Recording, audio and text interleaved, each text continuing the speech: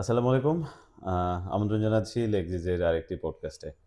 তবে আজকের পডকাস্টের বিষয়টা একেবারেই ডিফারেন্ট। ডিফারেন্ট কিভাবে? মানে আমি সব পডকাস্টেই বলি যে বিষয় ডিফারেন্ট। আসলেই ডিফারেন্ট কিছু থাকে। আ আজকের পডকাস্টের বিষয় হচ্ছে TOEFL। TOEFL নিয়ে আমরা অনেক কথা বলেছি। বিশেষ করে আ TOEFL এর কি লাভ? আসলে আমরা সিলেটিরা তো খুঁজি যে আসলে এটা করে আমার লাভ কি হবে? সেটা নিয়ে অনেক কথা আগেও বলেছি। আজকে ইটিএসকে ডিরেক্ট নিয়ে বসেছি আমাদের আজকের পডকাস্টে। আমাদের সাথে আছেন mister Anwar Naser, country manager Bangladesh ETS. আ আমরা আজকে আনোয়ার ভাইয়ের কাছ থেকে শুনবো যে আসলে TOEFL কেন TOEFL আসলে বিখ্যাত? বিশেষ করে আমরা সিলেটের মানুষ অনেকেই জানি না যে স্পেশালি ইয়াং জেনারেশন আমরা মনে করছি যে TOEFL করে কি হবে? TOEFL মনে হয় কিছু না। কিন্তু আমরা আসলে জানি না যে TOEFL is number 1 English language proficiency test যদি আমরা আ ভাবি যে আসলে কি করব? তাহলে যদি মনে করি যে ফেসিলিটিস কি পাবো? তাহলে ১ম এই আমাদের মাথায় TOEFL আসা উচিত। যাই হোক আমরা একটু রিভাইজ করি যারা এর আগের জেনারেশন তারা TOEFL কিন্তু খুব ভালো করেই চেনেন। কারণ আ আমি যদি মনে করি আমি যখন এই সেক্টরে এসেছি, আমি যখন অনার্স ফার্স্ট ইয়ারে পড়ি বা এইচএসসি পড়ি, তখন TOEFL টাই ছিল আ সবার কাছে সুপরিচিত। সবাই TOEFL করত। ধীরে, ধীরে আসলে আমরা TOEFL টাকে ভুলে গিয়েছিলাম। 2026 এর জানুয়ারি মাসে TOEFL এর যে ফরম্যাটটা এসেছে এটা অসাধারণ। এটা নিয়ে আমি আগেও অনেক কথা বলেছি। আজকে ডিরেক্ট ইটিএস এর কাছ থেকে শুনবো। একেবারে পিওর। মনে হতে পারে যে কামরুল হক জুয়েল হয়তো অনেক কিছু হয়তো উনার ইনস্টিটিউটের কারণে বলছেন। বিষয়টা তা না। আমরা ডিরেক্ট ইটিএস এর বাংলাদেশের কান্ট্রি ম্যানেজারের সাথে আজকে কথা বলব এবং উনার কাছ থেকে শুনবো যে what is TOEFL and exactly TOEFL এ আমাকে কি বেনিফিটস দিচ্ছে। আনোয়ার ভাই, থ্যাংক ইউ ভেরি মাচ আজকে আমাদের সাথে আ থ্যাংক ইউ কামরুল ভাই আমাকে আসার এখানে জন্যে। আমন্ত্রণ জানানোর জন্য। It's actually a proud moment for us because আসলে লেক্সিসের সাথে আমাদের যাত্রাটা খুব স্ট্রং ভাবে স্টার্ট হয়েছে। যদি আমার বলতে হয় যে ETS in terms of TOEFL and GRE test যদি কোনো স্ট্রং পার্টনারের সাথে কোলাবোরেট করে কাজ করে থাকে সিলেট অঞ্চলে, তাহলে সেটা আমাকে আসলে লেক্সিসের নাম বলতে হবে। অ্যান্ড TOEFL এর রিসোর্স ওয়াইজ যদি কাউকে বলা হয় যে রিসোর্স সবথেকে বেশি কার কাছে পাওয়া যাবে সিলেটে যদি TOEFL আমার ট্রেনিং করতে হয়, ট্রেনিং এর ম্যাটেরিয়ালস, মক্স, প্রিপারেশন টুলস এগুলো কোথায় আমি সবথেকে বেশি পাবো? আমার মনে হয় যে Lexis is the address for the students of Sylhet to learn about TOEFL। And thank you Jewel ভাই। আপনি সত্যি বলেছেন TOEFL আমি বলব না নাম্বার 1 বাট অ্যাকচুয়ালি TOEFL কিন্তু পৃথিবীর সর্বপ্রথম ল্যাঙ্গুয়েজ প্রফিসিয়েন্সি টেস্ট। হু, হু। TOEFL তার ৬২তম বছরে আছে এখন। ১৯৬৪ সালে TOEFL এক্সামটা ফার্স্ট আ উদ্বোধন করা হয়, তৈরি করা হয়, লঞ্চ করা হয় গ্লোবালি। অ্যান্ড তার মানে হলো তারপরে গিয়ে যখন অন্যান্য ল্যাঙ্গুয়েজ প্রফিসিয়েন্সি টেস্ট ছিল না, TOEFL was the TOEFL only টাই ছিল অপশন অনলি এবং অপশন। এবং only option for a very long time. হু, আপনি হু। যদি একটু হিসাব কষে দেখেন তাহলে দেখবেন যে ৩ দশকেরও বেশি সময় ১৯৬৪ সাল থেকে হিসাব করে ৩ দশকেরও বেশি সময় কিন্তু TOEFL একমাত্র ল্যাঙ্গুয়েজ প্রফিসিয়েন্সি টেস্ট ছিল স্টুডেন্টদের জন্য to access the whole world, to get access to global education যেখানে ল্যাঙ্গুয়েজ প্রফিসিয়েন্সি একটা ইম্পর্টেন্ট কম্পোনেন্ট। TOEFL কিন্তু তার উৎপত্তির সময় থেকে উম ৩ দশকেরও বেশি সময় একমাত্র ল্যাঙ্গুয়েজ প্রফিসিয়েন্সি টেস্টের অপশন রাইট, ছিল। Right, right. আ তারপরে ধীরে, ধীরে তো অন্য ল্যাঙ্গুয়েজ অনেক প্রফিসিয়েন্সি টেস্টই টেস্ট আসছে এসেছে। মার্কেটে এক্সাক্টলি। তবে আপনি আমাদের দর্শকদেরকে বিশেষ করে সিলেটের স্টুডেন্টদেরকে যে জিনিসটা বলবেন যে, সেটা হলো আসলে TOEFL করলে তার আপনারা বলে থাকেন যে TOEFL করলে টোটাল ওয়ার্ল্ড তার জন্য ওপেন। বিষয়টা কি আসলে? সো এটাকে যদি একটু মোটা দাগে বলতে হয়, ওয়ার্ল্ডের সর্বপ্রথম ল্যাঙ্গুয়েজ প্রফিসিয়েন্সি টেস্ট। এই কথাটা আমি বারবার বলি। অ্যাকচুয়ালি গর্ববোধ করি মানে যখন আমি মানে পার্সোনালি ফিল করি I am a part of ETS and I represent TOEFL specially in the Bangladesh market, I feel proud. So, being the very firstest and the only option for students for a very long time, TOEFL এর acceptance কিন্তু globally সবথেকে বেশি। Compare to any other language test TOEFL এর acceptance and preference এই শব্দটা আমি use হুম, করি, হুম, হুম, আপনারা হুম, হুম, দেখেছেন হুম, আমাদের হুম, হুম, অফিসিয়াল রাইট, ডকুমেন্টে রাইট, আমরা রাইট। প্রেফার্ড শব্দটা ইউজ করি। সো ওয়ার্ল্ডের সবথেকে highest accepted and preferred language proficiency test কিন্তু TOEFL। রাইট। অ্যান্ড এটার রেঞ্জ যদি বলতে হয় তাহলে পৃথিবীর প্রায় ১৩,০০০-এরও বেশি ইউনিভার্সিটি হুম হুম 160টারও বেশি কান্ট্রি কিন্তু টোফেল এক্সামটাকে রেকগনাইজ করে, একসেপ্ট করে। কিছু কিছু ইউনিভার্সিটি, কিছু কিছু দেশ টোফেলকে প্রেফার করে। হুম। সো কিছু কিছু দেশ আছে টোফেল ছাড়া অন্য কোনো ল্যাঙ্গুয়েজ প্রফিসিয়েন্সি টেস্ট অ্যাকসেপ্টও করে না। কিছু কিছু দেশ আছে যারা এখনো পর্যন্ত টোফেল ছাড়া খুব অন্য যেমন কোনো যেমন language turkey. Turkey. Exactly exactly আপনার ব্যাচে একটা স্টুডেন্ট হ্যাঁ হ্যাঁ ভর্তি হ্যাঁ হয়েছে, হ্যাঁ আমি শুনেছি সে টার্কি টার্কিতে হ্যাঁ যাবে। সো সে খুঁজে খুঁজে আসলে লেক্সিসের কাছে আসছে যে হ্যাঁ হ্যাঁ আমি তো টোফেলের আর কাউকে পাচ্ছি না, টোফেল শুধুমাত্র লেক্সিস পড়াচ্ছে, তো হ্যাঁ রাইট লেক্সিসে আমি উনি ভর্তি হয়েছে অ্যান্ড সে টার্কিতে অ্যাপ্লাই করছে অ্যাপ্লাই করছে অ্যান্ড টার্কি একসেপ্টস অনলি টোফেল আর কি, এটা একটা অনলি টোফেল হ্যাঁ। জি এটা রাইট বলেছেন আর কি, হ্যাঁ। তার মানে হলো গিয়ে জিনিসটা কিন্তু ট্রু যে টোফেল মানে হচ্ছে টোটাল ওয়ার্ল্ড আমার জন্য ওপেন। আরেকটা বিষয় আছে টোফেলের, আমি যতটুকু জানি এটা সত্যি কিনা ওনারা বলবেন। আমরা নরমালি দেখি অন্যান্য ল্যাঙ্গুয়েজ প্রফিসিয়েন্সি টেস্টে ইউকেভিআই অথবা স্ট্যান্ডার্ড বা হুম। বা দেখেছি যে কোর আ এরকম আলাদা, আলাদা করে কিছু আছে বা ওয়ার্ক পারমিটের জন্যে আলাদা একটা ল্যাঙ্গুয়েজ প্রফিসিয়েন্সি টেস্ট দিতে হচ্ছে বা স্টুডেন্ট ভিসার জন্য আলাদা। টোফেলে একটাই টেস্ট এবং আহ, এটা দিয়ে মনে হয় সবকিছুতেই এপ্লাই করা যায়, রাইট?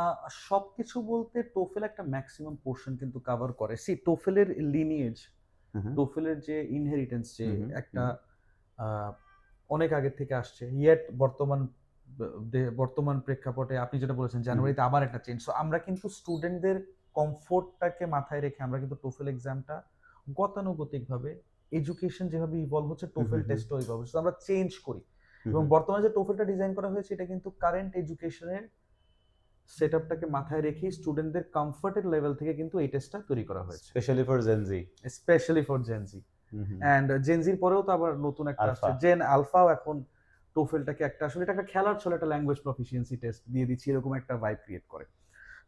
সো ওই অ্যাঙ্গেলে চিন্তা করে দেখলে টোফেলের কিছু কিছু ক্ষেত্রে প্রেফারেন্স ইন হু, হু, কান্ট্রিজ হু, লাইক হু। ধরেন definitely ETS is a US based organisation, আপনি জানেন। হু, হু, হু, সো হু। ইটিএস কিন্তু নর্থ আমেরিকান কন্টিনেন্টে নর্থ আমেরিকান কান্ট্রিজ গুলো কিন্তু একটা নর্থ আমেরিকান টেস্টকে প্রায়োরিটাইজ রাইট, করে। Right, right. সো সেই ক্ষেত্রে in countries like US and Canada, হু, হু। TOEFL is basically preferred. Like USA তে আমি যদি বলি 9 out of 10 universities prefer students with a TOEFL score. হু, হু, হু। In Canada 80% of the grad programs prefer students with a TOEFL score.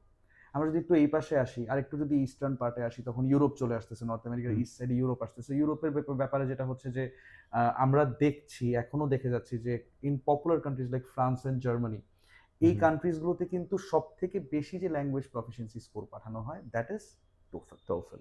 So নিঃসন্দেহে বোঝা যাচ্ছে যে এইসব কান্ট্রিজগুলোতেও টোফেলের একটা প্রেফারেন্স কিন্তু কাজ করে। when it comes to Asia, এখন এশিয়াতে অনেকগুলো কান্ট্রি কিন্তু অনেক হুম, হুম, ডেভেলপ হুম। করছে, that right. Is Japan, that is south Malaysia, Korea, that is Malaysia, Malaysia, Malaysia, হ্যাঁ। চায়না। চায়না, সো হ্যাঁ। এই কান্ট্রিজ গুলোতে কিন্তু টোফেল বেশ popular and it's accepted 100% across তার অল মানে দ্য তার কান্ট্রিজ মানে ইন হচ্ছে এশিয়া। গিয়ে স্পেশালি হচ্ছে আমাদের সিলেট থেকে যে স্টুডেন্টসরা যে দেশগুলোতে আসলে যেতে চায়, প্রথমত হচ্ছে আমরা যদি কাউন্ট করি ইউকে 100% ইউনিভার্সিটিজ অ্যাকসেপ্ট 100% করছে অ্যাকসেপ্ট টোফেল। করছে।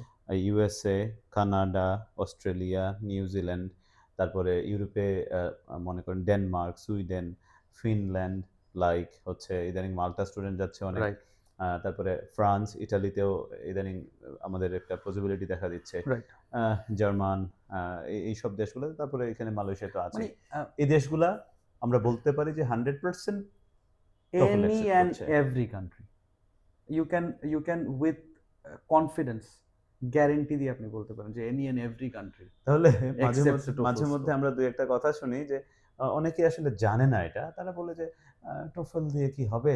বিষয়টা আসলে সত্যি না। বিষয়টা হলো গিয়ে টোফেল সব জায়গাতেই অ্যাকসেপ্ট করছে 100%. 100%। It's fine. আমরা এবার আসবো টোফেল করলে আসলে আমার বেনিফিট কি হবে সেটা আমরা বুঝতে পারছি। আই থিংক দ্যাট আমাদের দর্শক যারা আপনারা দেখছেন তারাও বুঝতে পারছেন যে আসলে টোফেলটা আ মানে যেকোনো ল্যাঙ্গুয়েজ প্রফিসিয়েন্সি টেস্ট থেকে আপনাকে বেশি বেনিফিট দিবে, এটা সত্য। কিন্তু তারপরে টোফেল আমি কেন করব? আমি তো অনেক কিছু করতে পারি। এই কারণে করবেন, আমি একজন ইন্সট্রাক্টর হিসেবে বলছি টোফেলের। আ I took so many training also. আমি নিজেও টোফেল এক্সাম দিয়েছি। সে কারণে বলছি, আমি নিজে টোফেল দিয়েছি, আমি IELTS দিয়েছি, আমি পিটি দিয়েছি, আমি আরো অনেক ল্যাঙ্গুয়েজ প্রফিসিয়েন্সি টেস্টে দিয়েছি। কিন্তু আমি আপনাকে বলব TOEFL the most comfortable test. এটা আপনার কাছে একটা টেস্ট মনেই হবে না। আর প্রিপারেশন নিতে আপনার সময় যদি আপনার ইংলিশ লেভেল একটু ভালো থাকে, আমার ধারণা 15 ডেজের বেশি লাগার কথা না। তারপরে যদি আর একটু সময় লাগে 1 মান্থ। যদি আপনি খুবই উইক হন, তাহলে হয়তো ইংলিশ একটু ডেভেলপ করে এটা করতে আপনার 2 মান্থসের বেশি সময় লাগার কথা না। আর কোনো স্ট্রেস লাগে না, কোনো প্রেশার নাই। আপনি অনায়াসে এটা করতে পারবেন। এটা হচ্ছে ফার্স্ট একজন ইন্সট্রাক্টর হিসেবে আমি আপনাকে সহজ ভাষায় কথাটা বুঝালাম। এটা একটা গেম খেলার মতো। আপনার প্রতিটা অ্যা যখন আপনি প্র্যাকটিস করতে বসবেন প্রতিটা কোয়েশ্চেন, আপনার কাছে মনে হবে আপনি এখন একটা গেম খেলছেন। এটা আপনি একটা ল্যাঙ্গুয়েজ টেস্ট ১ ঘন্টা ব্যাপী বসে মাথা-টাথা নষ্ট করে একটা রিডিং পোরশন অথবা একটা রাইটিং লিখতে অবস্থা খারাপ অথবা হচ্ছে একটা লিসনিং আপনি শুনছেন, কানে ব্যথা করছে। এরকম কোনো বিষয় এখানে নাই। আপনার কাছে মনে হবে আপনি কম্পিউটারে বসে একটা গেম খেলছেন। গেম খেলতে পরীক্ষা শেষ। এটা প্র্যাকটিস করতে বসলেই বুঝতে পারবেন। এটা এমন একটা জিনিস যে আপনি টেস্ট দেওয়ার পরে মনে হবে, আচ্ছা এটা হইল না, তাইলে আবার আরেকটা দেই। এখানে হইল না, আবার আরেকটা দেই। গেমে যেরকম উইন করতে না পারলে ভাবে যে আচ্ছা আবার ১ম থেকে আবার একটু খেলে দেখি। বিষয়টা অনেকটাই এরকম। আ আপনি কি এটা মানবেন? আমার কাছে এটা মনে হয়েছে।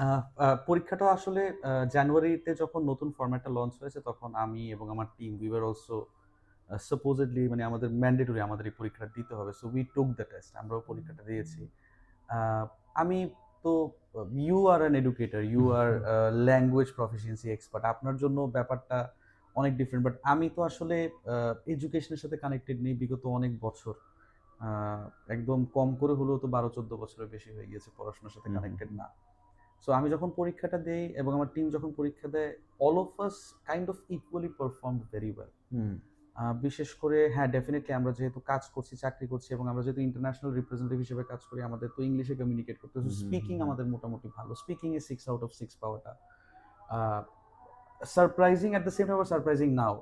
বাট হুম, আমি হুম, এটা হুম, হুম। মোটামুটি সিউর যে হয়তোবা অন্যান্য পরীক্ষায় আমার স্কোর এরকম নাও আসতে পারত। হুম, হুম, হুম।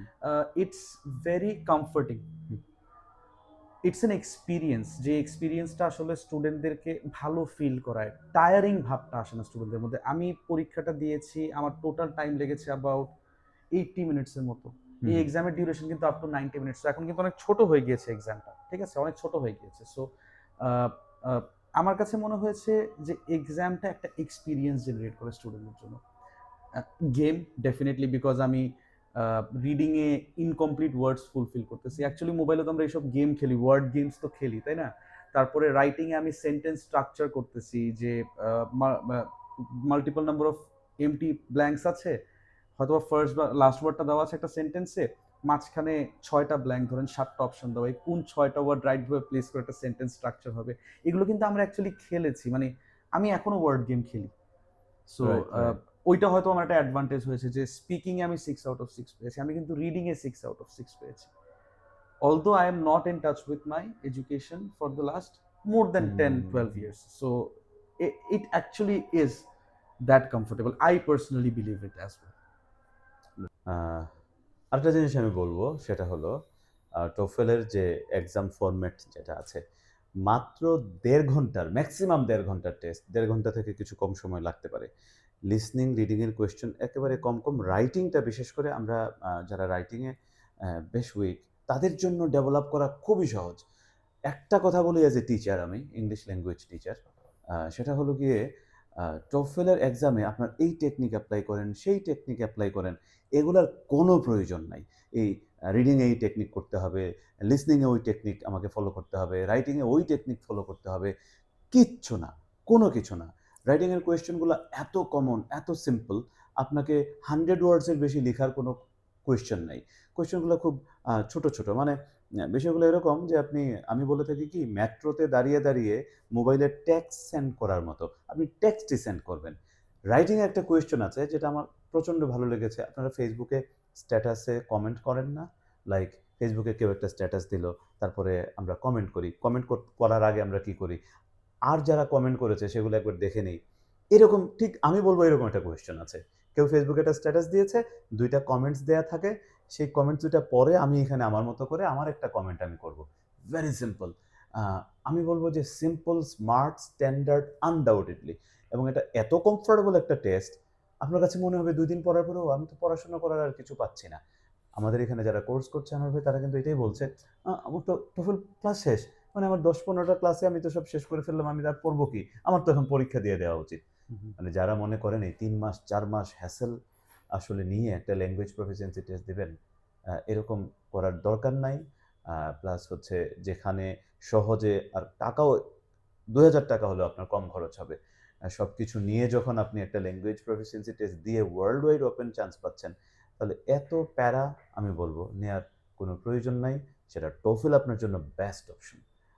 M I right? আনোয়ার ভাই, আগে একটা কোয়েশ্চেন করেছিলাম আপনার কাছে যে আমরা আসলে অনেক সময় ফর এক্সাম্পল আমরা IELTS এর কথাই ধরি, যদি লাইক এখানে জেনারেল ট্রেনিং, একাডেমিক এরকম একটা বিষয় আছে। আমরা অন্যান্য ল্যাঙ্গুয়েজ প্রফিসিয়েন্সি টেস্টও দেখছি।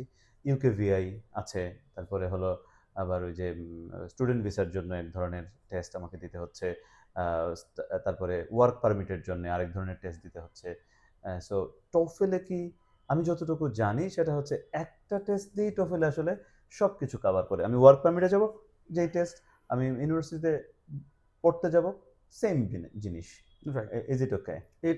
ইটস কাইন্ড অফ, আমি বলবো না 100% ট্রু, বাট এটা ফ্যাক্ট যে টোফেল যে লিনিয়েজ নিয়ে এতদূর পর্যন্ত এসেছে, বা টোফেলের যে গ্লোবাল রেপুটেশন যদি আমরা বলি, being the oldest yet the most modern, TOEFL কখনো এক্সামের ভিতরে ভার্সিটিলিটি নিয়ে আসে নাই, যে এক্সাম টাইপের মধ্যে যে টোফেল এই ভার্সন, টোফেল ওই ভার্সন, এটা করি আমরা টোফেল আইবিটি।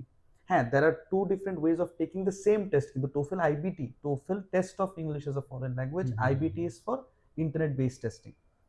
এই টেস্টের দুইটা ভার্সন, সেম টেস্ট যদিও, student can take the test at a exam centre, ETS official, ETS authorised exam centre, যার যেখানে তার জন্য 160-এরও বেশি কান্ট্রি, 13,000-এরও বেশি ইউনিভার্সিটিজ ওপেন।